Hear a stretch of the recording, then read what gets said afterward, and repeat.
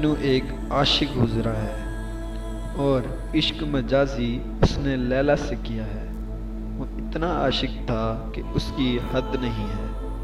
وہ لیلا کے کتے کو نوازتا تھا، اس کو چومتا تھا، اس پر جان نثار کرتا تھا، عاجزی سے چاروں طرف گھومتا تھا۔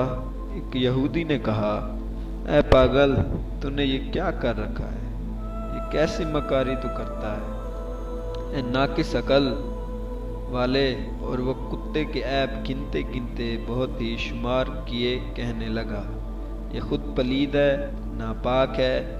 مجنو نے کہا، اے یہودی، تو صرف شکل و صورت دیکھتا ہے، میری آنکھ سے دیکھ، یہ لیلا کے کوچے کا محافظ ہے۔ اس نے اس جگہ کو پسند کیا ہے اور ٹھکانہ بنایا ہے۔ جب مجازی محب کے کتے کے ساتھ یہ تعلق ہے تو حقیقی محب کے ساتھ کتنا تعلق ہونا چاہیے۔ اگر ویڈیو اچھی لگی ہو تو لائک اور سبسکرائب کرنا مت بھولیے گا۔ Thanks for watching.